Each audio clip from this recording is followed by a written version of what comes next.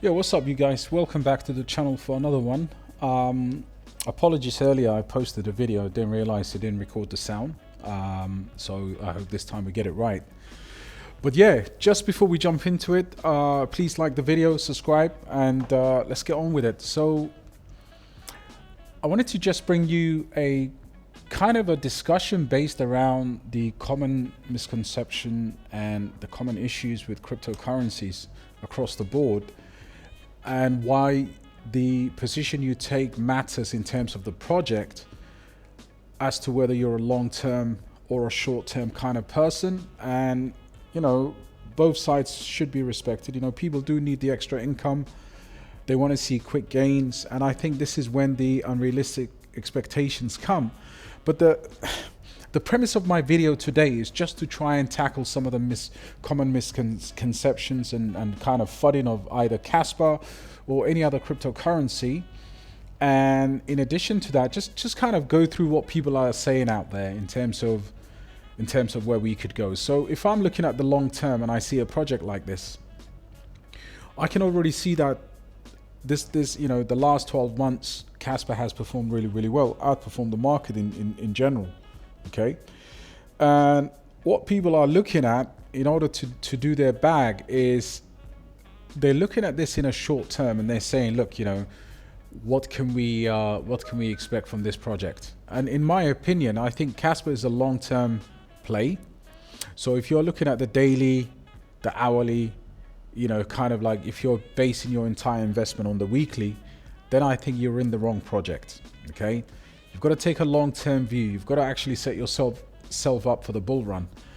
And with that being said, I think one of my there was a wonderful question in the comments yesterday about what are the risks, what are the dangers of CAS, and I wanted to go through that. So before we do that, let's have a look at where we are today in terms of the overall market for Kaspa.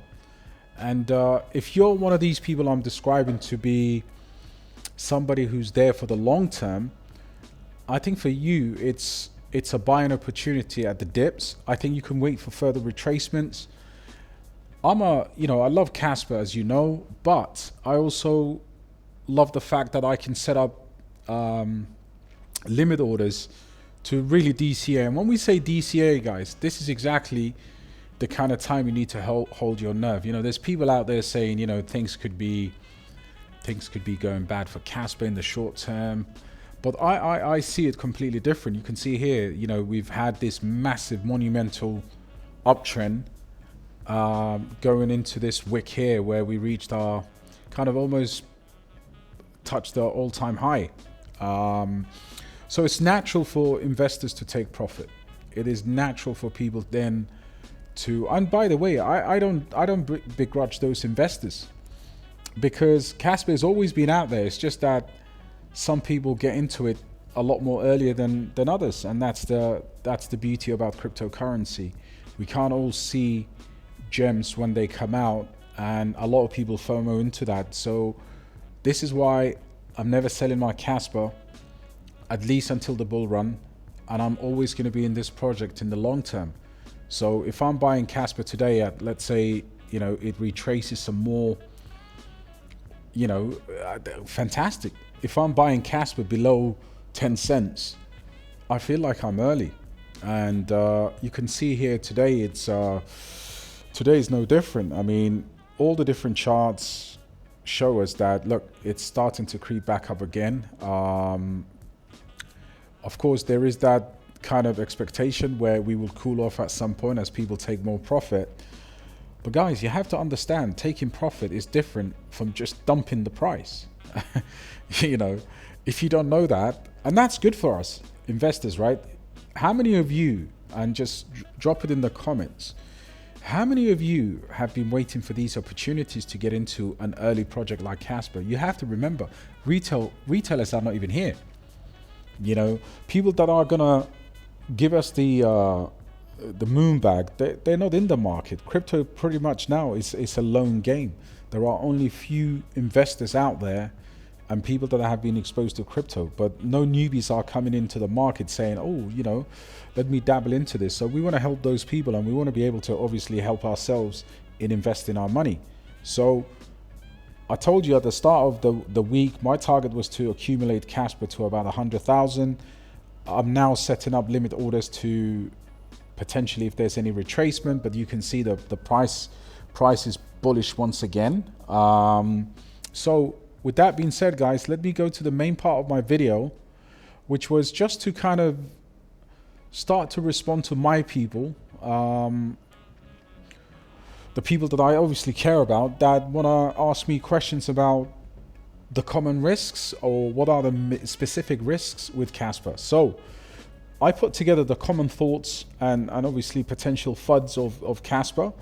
And it's not even, it's not even about FUDing. I think asking the questions in a project like this is you value that, and I'm sure the team values that. I'm sure the entire Kaspa community values that. So what you tend to hear from, especially from some of the people that I kind of, or people that subscribe to my channel, is currently Kaspa is not a good buy because it's close to its all-time high.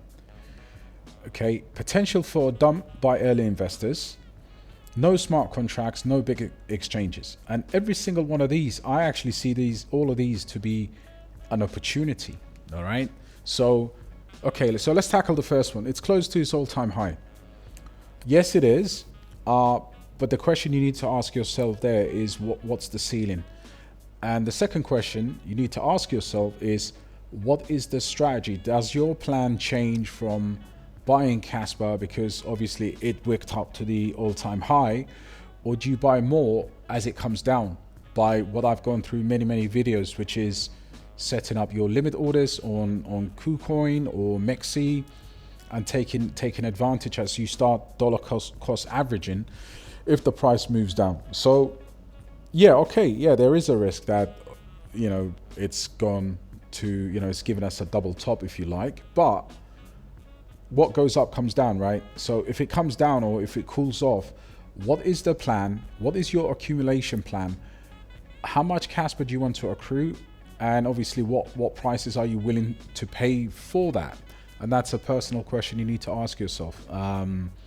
It doesn't mean that you obviously, the amount of times obviously we've ignored a project because it had a cool off and then we expected it to come down some more and we missed the boat. So again, that's something you need to think about. It is, for me, if it's close to its all-time high, I'm sure it will come down. I'll buy some more.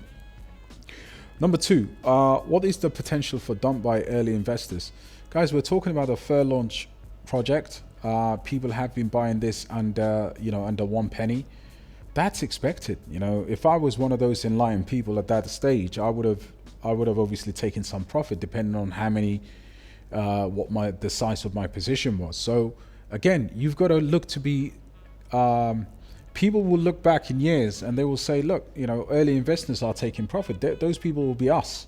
So it's no different to that. So you've got to, of course, these people will help us. The early investors will help us to try and kind of equalize the price and for us to get in. So I see, again, I can put a positive kind of spin on that in my plans to buy more Kaspa. If Kaspa went to 10 cents now, obviously I believe this project, at least in this bull run, will go over $1, maybe $2.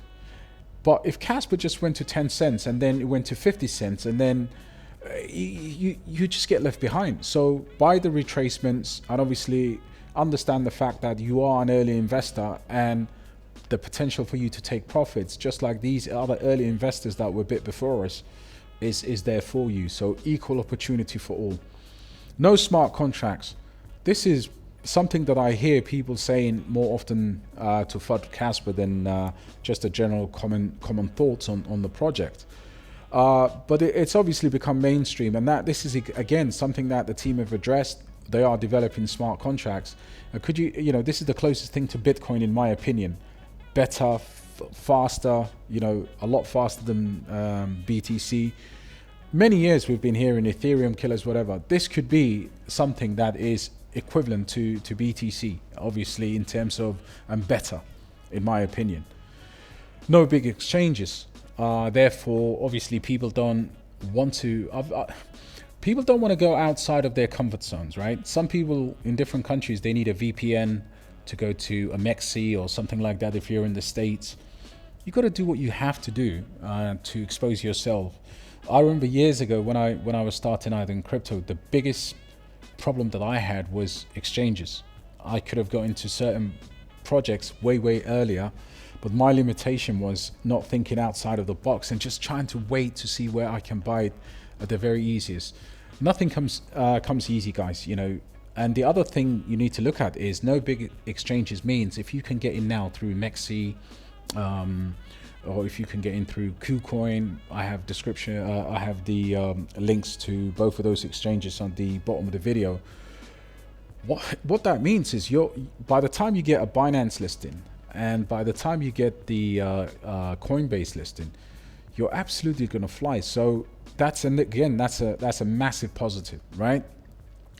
Now the other things in general, these are not specific to Kaspa, but these are cryptocurrency risks. Okay, so nothing here is specific to Kaspa, but let's address them. Volatility. Well, we know crypto is volatile. You know, Kaspa or Bitcoin is no different to that. Okay, so volatility means you end up gaining more in the long run, just because of the nature of the business. That's why we have 4-year cycles. You ride it up, some people ride it back down. You need to understand when to take profits, how to take profits, how to sell limit orders. These are all things that you need to do in crypto. Okay, especially for the beginners. You know, I wanna focus more on those people that are coming into the space, hopefully, that find these kind of things useful. So you've got to do that. Volatility is everywhere. No single cryptocurrency is immune to that. Regulation or regulatory risks. Well, again, we're going through a lot of regulations. We've come out of the XRP SEC saga. So, proof of work cryptos are kind of slightly above that. So again, that's a very low risk score for me when it comes to Kaspa. Security concerns. Well, Kaspa is one of the fastest blockchains, proof of work blockchains in the world. And I think speed equals to security. So it's very secure and it's significantly decentralized. Okay, adoption or case use. Well, for the long term, this is what I was saying at the beginning of the video. Are you looking at the minute chart, the 5-minute chart, the daily chart, the 4-hour chart, the 1 hour, or are you actually looking at the year, looking at things like crypto bubbles and trying to position yourself in a way that you can get into projects that have that will be adopted? I mean, one of the things I love about Kaspa is there's Kaspa accepted here, as a payment. That is very bullish, guys. And when the adoption comes, I think Kaspa will be one of the best cryptos in the market in terms of taking advantage of that for what crypto was made to do in the first place. Competition, I'd say what competition? Kaspa is a top 100 project, fair launched, and it's completely in the top 100. Now, I understand I hold things like Pepe in my portfolio with absolutely no use cases, right? And that's also in the top 100. But over the long term, I think what's going to happen in crypto is projects like Kaspa will be here 10, 15, 20, whenever. Like, they will be here in the long term. So you got to remember that Kaspa is already crushing the competition with no big exchanges, with no VCs, with no big push, big money behind it. It's already doing more than actually most other blockchains, other kind of richer blockchains, things that have been around for years, things that have VCs. Well, it's doing better than that. Development team. Well, this is one of the main strengths of Kaspa. Kaspa's founder is one of the best people in the entire space, and there's a rumor out there that he's the real Satoshi Nakamoto. Make it what you will. They have one of the best development teams out there in the space. Okay, so I think that there's no risk there. It's not like there's tokens allocated to the dev team like Pepe and these people have an inside knowledge and there is no dump that could be caused by the credentials of the leadership team, the development team in the entire Kaspa space. So that there's no risk there, in my opinion. Liquidity, that's a straightforward one. We don't even have Binance and Coinbase listing, but yet we're a top 100 project. You could sell your Kaspa today and recoup your money. to the millions if you wanted to. There's plenty of liquidity in the project. And of course, the most important, or the thing that most people don't do, is they listen to other people and they think they know it all. But if you're investing in a project like Kaspa, the more you go into the white paper and look at the roadmap and see what's being developed, the smart contracts and all of these things, you would actually understand you have a project that is once in a lifetime opportunity. And this is coming from a guy that's been in this space for many years, and I hold over 40 different cryptos. The only thing new about me is my YouTube channel, if you know what I mean. So look, with that being said, guys, look, I'm gonna round it up to this point. But what I would say is, in the next coming, in the coming months and years, you're gonna hear a lot of negativity against all projects. Kaspa is no different to that, but you have to understand and see this astronomical rise and ask yourself the question, why is this project gained such prominence in such a short time? It's never been exposed to a bull run. It's never had its listings with Binance and Coinbase. What's about this project? I think when you're curious enough to ask yourself these questions, you get to find out a lot more of where your money is going to. If you're one of these people that just don't care and you just want to buy the next meme coin, Pepe 2.0, which I actually did, by the way, with the aim of flipping it quick, then that's the only space you're going to be in. So when you look at a project like a Kaspa or many other projects that have utility and use cases and are different in the market, all you're just going to think is, man, I've made that X amount from that meme coin, so why am I not making that same amount of money that quickly from these? Meme coins can go up and they can go to zero in a matter of 2 days.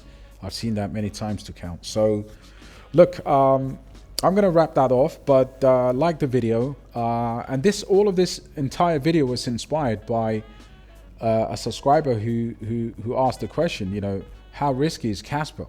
And I took his question and I just actually made the video from that. So if you've got any questions about the project or any other project or any other question, feel free to do so, my friend, and have a wonderful day. Let's see what the rest of the day holds with Jerome Powell coming up soon. Take care, guys. Look after each other. Cheers. Bye.